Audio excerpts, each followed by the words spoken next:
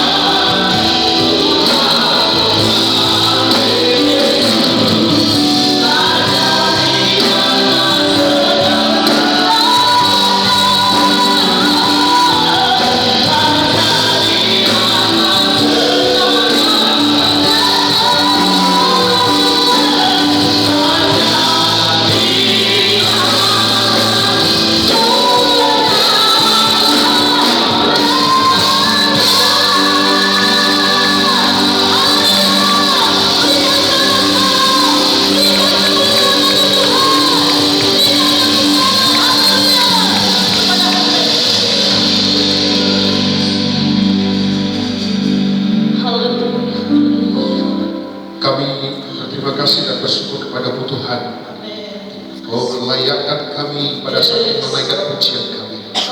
Kami percaya Engkau sudah bertahta di atas pujian kami dan telah mengetahui apa yang menjadi kebutuhan keperluan kami. Terima kasih Tuhan Roh Kudus bekerjalah Engkau menerjemahkan firman-Mu. Kami diberi kemampuan memahami, terlebih diberi kesanggupan untuk melakukan firman. Kuduskan, sucikan kami bertemu dengan Engkau Tuhan. Kami tahu dan sadar firman-Mu adalah kekuatan-Mu yang mampu menolong dan menyelamatkan kami. Buatlah kami memilih sama seperti Maria, duduk diam untuk mendengarkan firman. Berkati seluruh umat-Mu dan hamba-Mu yang sudah melayani kami dan yang akan melayani firman. Kami siap dan sambut firman-Mu berucapan syukur dalam nama Tuhan Yesus kami sudah berdoa. Haleluya, haleluya, amin. Terima kasih sudah terkasih. Kami persilakan kembali puji Tuhan. Pada saat pagi hari ini Tuhan berikan kembali kesempatan untuk kita boleh bertemu di tempat ini.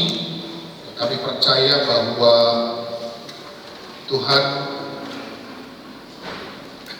mengasihi dan mencintai kita sehingga kita diberi waktu untuk mendengarkan isi hatinya, rahasianya akan kehidupan kita dan akan perjalanan kehidupan kita untuk waktu-waktu yang akan datang. Saudara, kita menjadi orang spesial karena tidak semua orang dipercaya untuk menerima rahasia. Hanya orang-orang tertentu. Siapa dia? Yaitu saya dan saudara.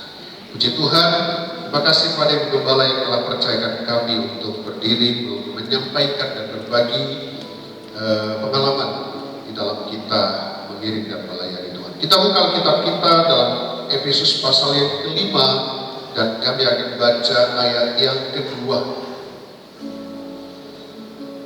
Efesus pasal yang kelima ayat yang kedua. Nah, saya akan bacakan firman Tuhan. Dan hiduplah di dalam kasih sebagaimana Kristus Yesus juga telah mengasihi kamu dan telah menyerahkan dirinya untuk kita sebagai persembahan dan korban yang harum bagi Allah. Nah, sudah terkasih, kebangkitan Yesus itu bukan hanya disampaikan dalam hayalan saja atau dalam berupa kisah yang tidak nyata, saudara. Ya, jadi Yesus bangkit, maka sekali lagi kebangkitannya bukan hanya berupa kisah, berupa cerita dan hayalan atau mimpi, bukan. Tetapi Yesus bangkit itu nyata. Nah, nyatanya adalah pada waktu Yesus yang bangkit itu oleh kasih dan cintanya kepada murid-muridnya, maka dia sendiri yang menyatakan kebangkitan itu ke semua muridnya. Hai, aku bangkit. Lukas, aku bangkit. Yohanes, aku bangkit. Dia temui murid-muridnya untuk menyatakan kebangkitannya. Artinya nyata, real. Nah, sudah terkasih, yang ingin kami sampaikan pada saat ini, bahwa kehidupan kita mengiring akan Tuhan itu harus nyata. Tidak boleh hanya hayalan, tidak boleh hanya angan-angan dan impian. Harus nyata. Sama seperti Yesus menyatakan kebangkitannya langsung kepada masing-masing murid-muridnya yang mengikuti. Nah, pada saat ini kita akan berbicara mengenai kesungguhan kita dalam mengasihi Yesus. Karena ternyata dari ayat yang kita baca dan nanti akan kita lihat bahwa kasih itu sangat erat kaitannya dengan keselamatan yang akan kita terima. Dan ternyata antara kasih dan keselamatan itu ada korban, ada pengorbanan. Nah, ini yang kali banyak dialami oleh anak-anak Tuhan berbicara kasih itu seringkali tidak nyata, tidak real, tidak dia nyatakan tentang kasih dan cinta. Saya yakin kalau kita anak-anak Tuhan benar-benar mewujudkan rasa cinta kita kepada Tuhan, maka nggak ada yang asal-asalan, nggak ada yang sembarangan, nggak ada yang setengah-setengah. Kenapa? Karena Yesus yang menjadi jalan untuk kita nanti sampai ke surga telah menyatakan melalui ayat yang kita baca tadi, supaya kita hidup dalam kasih. Hidup dalam kasih sebagaimana Kristus Yesus telah mengasihi kita dengan apa? Dengan menyerahkan dirinya sebagai persembahan. Makanya saudara terkasih, saya ingin sampaikan antara kasih, korban, dan persembahan itu sesuatu yang tidak bisa dipisahkan. Dan sebenarnya yang Tuhan inginkan supaya semuanya ini real dan nyata kita wujudkan dalam kehidupan kita sehari-hari. Memang tidak semudah membicarakan, tidak semudah itu. Tetapi ini penting saudara, perlu untuk kita semua, apalagi untuk kami hamba Tuhan, doakan kami. Kenapa saudara? Karena berbicara mengenai kasih, ini Tuhan sudah ingatkan, sebagaimana Tuhan sampaikan kepada jemaat yang ada di Korintus, supaya anak-anak Tuhan memahami tentang kasih tadi. Hiduplah di dalam kasih, karena ternyata sudah terkasih dalam, coba kita lihat dalam 1 Korintus pasal yang ke-13. Supaya apa saudara? Realita dari kasih itu dapat kita wujudkan dalam kehidupan kita sehari-hari. Jadi dalam 1 Korintus pasal yang ke-13, mari bagi kita yang mulai tidak memahami kasih, mari kita renungkan ayat ini.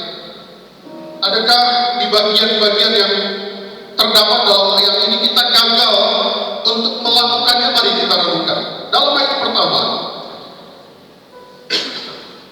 sekalipun aku dapat berkata-kata dengan semua bahasa manusia dan bahasa malaikat, jadi satu tingkat rohani yang luar biasa dan pengetahuan yang luar biasa, sekalipun itu kita kuasai, kita pahami, tetapi jika aku tidak mempunyai kasih, aku sama dengan gong yang berkumandang dan canak yang gemerincing.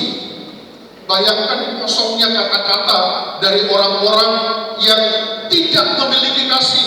Walaupun pintar bahasa semua bahasa roh pintar saudara, tapi kalau tidak ada kasih, bayangkan kayak gong yang kosong.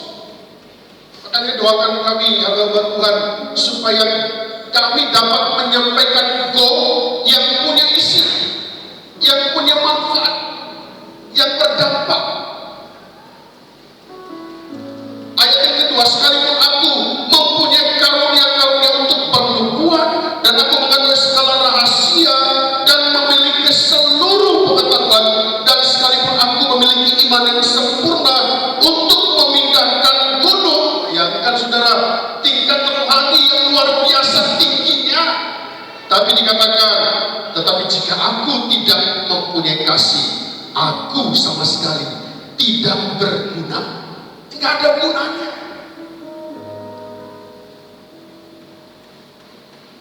Nah, ayat yang ketiga bicara tentang korban. Dan sekalipun aku membagi-bagikan segala sesuatu yang ada padaku, bahkan menyerahkan tubuhku untuk dibakar, tetapi jika aku tidak mempunyai kasih, sedikit pun tidak ada faedahnya bagiku. Kosong.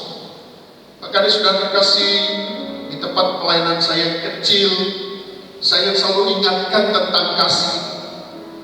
Wujudkan, wujudkan, wujudkan. Bukan sekedar hanya diomongkan, dipikirkan. Beberapa waktu lalu, saudara, Tuhan izinkan saya masuk rumah sakit, saudara. Puji Tuhan, ada orang-orang yang dapat mewujudkan cinta dan kasihnya kepada saya datang. Puji Tuhan. Kalau tidak salah, ada sekitar hampir 400 orang yang melalui media sosial GWS. Semangat, pasti sembuh. Ya. Bagi saya ini menjadi satu kekuatan, saudara. Tidak masalah bagi saya, tapi saya yakin masalah bagi orang-orang yang menyampaikan ini kalau dia benar-benar tidak berdoa untuk saya. Yang paling apa, saudara? Yang paling banyak, saudara, kayaknya tentang intip, saudara. Pengen tahu masalah kita, pengen tahu seperti apa kita. Kenapa? Lebih 1.000 orang, saudara, yang hanya lihat statusnya, hanya lihat, kan kelihatan 1.000 lebih, saudara, yang hanya lihat, saudara, hanya ngintip. Jadi, saudara, kalau kita lihat sekarang ini, banyak kita hanya seperti itu saja. Bahwa perwujudan kasih itu hanya diangan-angan, sehingga kita ingin tahu, oh ini layak nggak untuk dibantu, ini layak nggak untuk dikunjungi, ini layak nggak untuk ini. Tapi saya ingin sampaikan, saudara terkasih, roh akhir zaman yang pertama, jadi saya tidak heran, saudara, tidak heran hanya beberapa orang yang datang dan beberapa orang yang berdoa. Tidak heran, kenapa? Roh akhir zaman yang pertama, saudara boleh baca dalam Alkitab, didahului apa? Bahwa manusia mencintai dirinya sendiri. Jadi orang lain tidak berarti yang apa? Kenapa? Karena fokus kepada dirinya, kepentingan dirinya. Jadi untuk itu, saudara, mumpung kita masih diberi waktu untuk mewujudkan kasih ini, mari kita lomba-lomba. Dan kita harus mulai terlebih dahulu dengan orang-orang yang kita cintai, yang berada di sekitar kita. Wujudkan rasa itu. Saya bersyukur punya anak 2. Nanti sudah mulai tanya, konfirmasi ke istri, ke anak ya. Udah besar-besar. Tapi sampai sekarang cium, sayang. Ada sesuatu yang kami lakukan dalam rangka mewujudkan kasih yang kami miliki di tengah-tengah keluarga. Itu yang kami harus bangun terlebih dahulu. Bahkan sudah terkasih, gak usah kita muluk-muluk mewujudkan cinta kasih kita kepada orang-orang di luar sana. Kita harus bangun terlebih dahulu kepada orang-orang yang ada di sekitar kita. Supaya apa? Supaya kekuatan dalam rumah tangga kita itu nanti nular kepada yang lain, saudara. Tidak mungkin, saudara, di akarnya, di dasarnya kita rapuh, tapi ingin menjadi kuat untuk menolong orang-orang lain, tidak mungkin.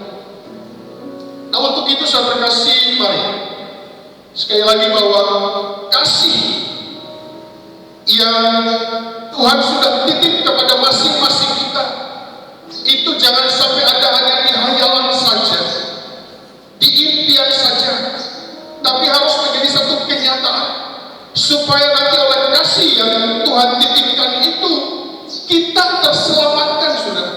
Jadi jangan anggap remeh dengan kasih. Mari kita lihat satu peristiwa dalam Lukas pasal yang ke-7.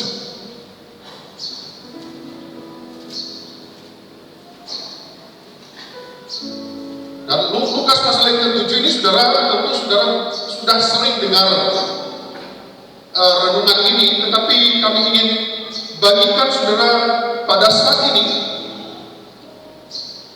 bahwa ternyata kita ingin supaya kasih yang kita punya, yang kita wujudkan, yang pada akhirnya dapat menyelamatkan kita,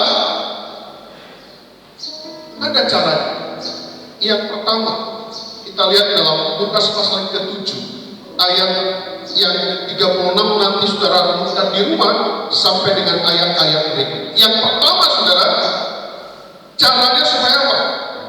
Supaya kasih itu menjadi nyata untuk menyelamatkan kita adalah bagaimana kita mengundang Yesus. Bagaimana cara kita mengundang Yesus? Dalam kisah ini, orang Farisi mengundang Yesus, ya. Tetapi ada di pihak lain, seorang wanita, undangan tidak disampaikan kepadanya. Tapi kita percaya bahwa pemberitahuan Yesus, karena dia dengar, maka muncul iman.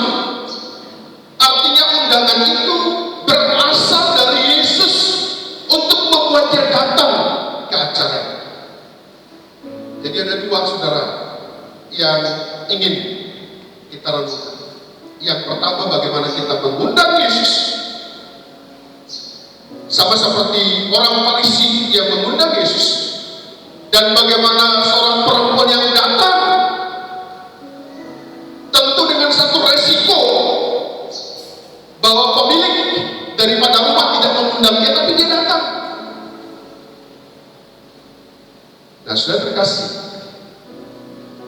ternyata sudah terkasih yang pertama, orang Farisi, memang tidak disebut dalam Alkitab, dan ternyata banyak di antara kita sama-sama. Apa saudara? Mengundang Yesus karena dia tahu Yesus luar biasa, dia tahu Yesus melakukan banyak mujizat dan banyak hal-hal ajaib, dan tentunya dia punya keinginan untuk memiliki itu, untuk dia bisa menjadi terhormat, untuk dia menjadi orang-orang bisa makin terpandang. Karena kelompok orang Farisi sudah terkasih itu di dalam Alkitab, dalam kitab Matius, kelompok ini adalah kelompok kayak kuburan. Tahu saudara kuburan? Dalam Alkitab disebut begitu. Di luar kamu putih, tapi di dalam kamu penuh dengan tulang belulang. Jadi niat di dalam hatinya mengundang Yesus supaya powernya sebagai tokoh itu dapat dipandang oleh orang lain, supaya orang-orang lain dapat memandang bahwa orang Farisi ini punya koneksi yang luar biasa kepada Yesus, karena Yesus adalah tokoh yang sedang luar biasa pada waktu itu. Dan sudah terkasih, sekali lagi jangan sampai kita mengundang Yesus dalam niat-niat yang tidak baik. Dan ternyata sudah terkasih, sampai disinilah kisah daripada perjalanan orang Farisi. Tapi wanita ini datang kepada Yesus dengan rasa hormat. Dan ini yang harus kita wujudkan setiap hari. Artinya kita datang ke tempat ini, datang beribadah, itu karena kita mendengar berita tentang Yesus, firman-Nya, dan ada iman dalam kehidupan kita untuk meyakini dan mempercayai. Kita datang. Dan sudah terkasih, yang kedua yang harus kita perhatikan, apa yang kita bawa? Apa yang kita bawa? Karena tadi berbicara mengenai korban, ternyata wanita ini membawa minyak wangi sebagai satu persembahan yang sangat mahal. Dan sudah terkasih dicatat dalam Alkitab bahwa setelah persembahan ini, minyak ini disapukan ke kaki Yesus, maka bukan hanya Yesus saja yang menikmati keharuman daripada minyak wangi itu, tapi semerbak ruangan itu penuh dengan keharuman. Saudara terkasih, ternyata persembahan yang kita bawa,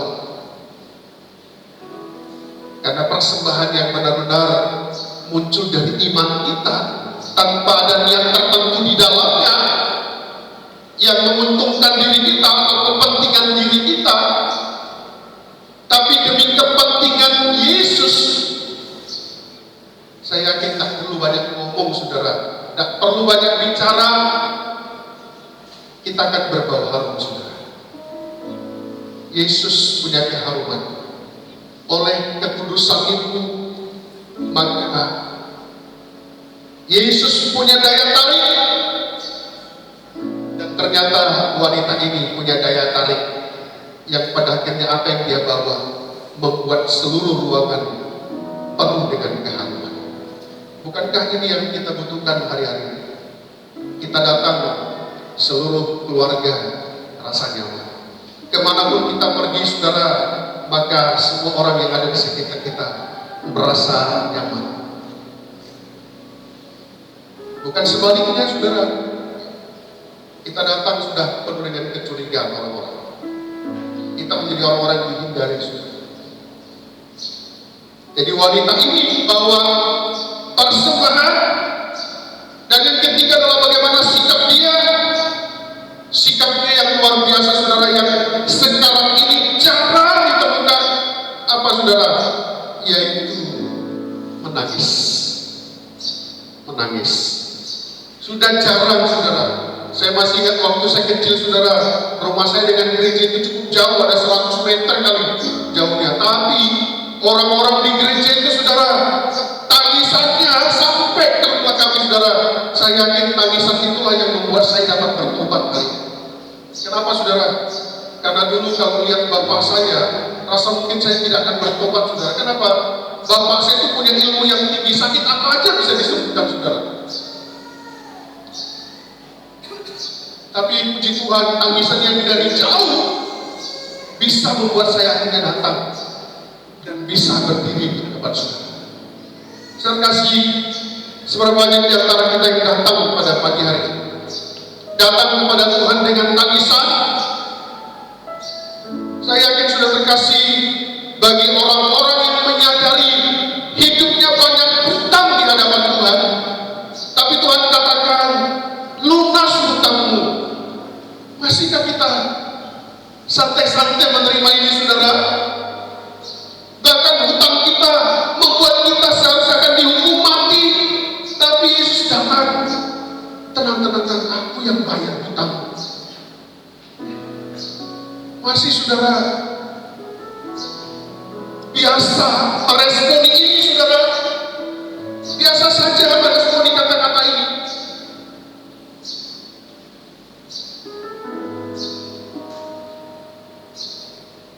Saya yakin pasti air mata, saudara, mengingat bagaimana saya yang pada akhirnya diselamatkan bukan karena kekuatanku, bukan kemampuanku, kepintaranku, tapi oleh satu pribadi, yaitu Yesus yang akhirnya mati. Maka, saudara, kita biasa memikirkan. Nah, saya terkasih sikapnya ini yang luar biasa, menangis. Bahkan kalau saudara lihat, dia datang bukan hanya langsung masuk di hadapan Yesus, bertemu dengan Yesus. Kayak kita ini siapa gitu? Kita kan banyak kali gitu datang kepada Tuhan. Sepertinya kita ini gak koreksi diri dulu langsung. Wanita ini tahu, saudara, datang dari belakang. Dari belakang Yesus, dan dia langsung melihat kaki dan tuntut di kakinya. Saudara melihat, saudara, sikapnya. Maka minyak yang dibawa tadi, yang harganya 1 tahun gajinya dikumpulkan untuk membeli minyak, dan bukan hanya minyak dicurahkan di kaki Yesus, tapi kehormatannya dengan rambutnya disambungkan. Saya terkasih, proses ini memang tidak mudah. Dan ini tidak boleh hanya hayalan, hanya di mimpi, saudara. Harus real. Memang saudara, nanti banyak hal yang kita harus hadapi. Bagaimana penilaian orang sirik. Saudara boleh lihat murid-murid pun mulai berkomentar. Orang yang punya pesta pun berkomentar. Sehingga Yesus bilang begini, aku datang dari tadi. Adakah engkau membasuh kaki? Adakah? Padahal saudara, dalam peristiwa zaman itu, kalau kita mengundang tamu, maka kalau tamu itu terhormat, maka pemilik pesta yang akan basuh kaki. Kalau tamu itu adalah levelnya menengah, maka pembantunya yang akan membasuh kakinya. Tapi kalau yang datang itu gembel, nggak ada yang membasuh kakinya. Jadi sudah terkasih, orang Farisi mengundang Yesus, tapi tidak dianggap apa-apa, saudara. Tapi lihat wanita ini.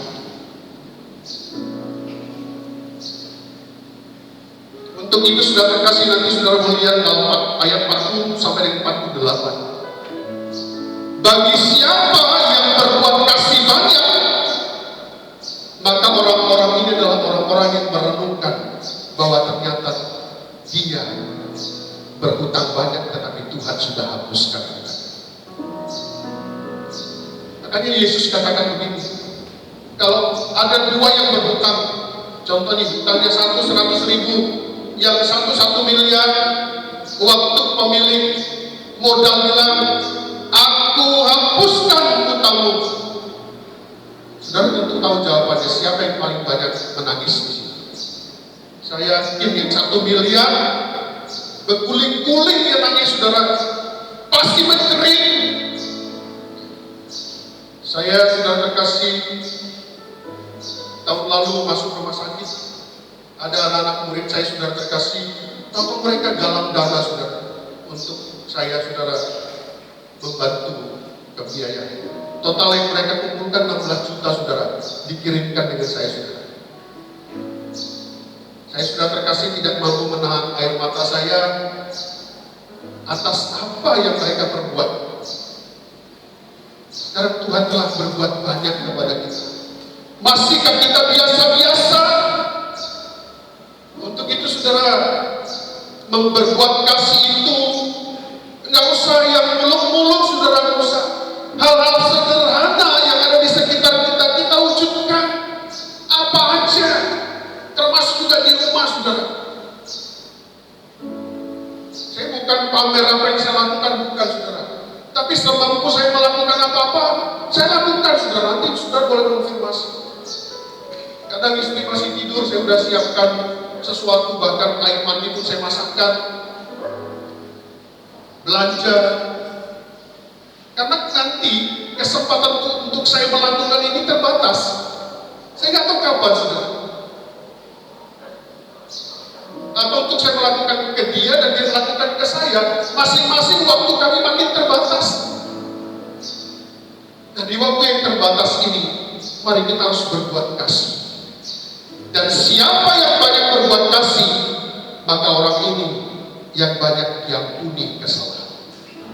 Nah, yang terakhir sudah terkasih, waktu ayat 50. Mari kita lihat dalam Lukas pasal yang ke-7. Saya sampaikan tadi bahwa kasih itu erat kaitannya dengan keselamatan, tetapi harus dijembatani dengan korban, dijembatani dengan perbuatan korban sebagai bagian dari penyembahan. Nah, ayat terakhir dalam ayat yang ke-50. Tetapi Yesus berkata kepada perempuan, Yesus berkata kepada kita semua yang ada di sini, imanmu telah menyelamatkan engkau, pergilah dengan selamat. Amin. Mari sama-sama kita bangkit berdiri. Haleluya. Tidak ada yang dapat menyelamatkan kita di satu titik tertentu. Hanya Tuhan yang dapat menyelamatkan kita. Untuk itu, saudara, mari makin banyaklah kita berbuat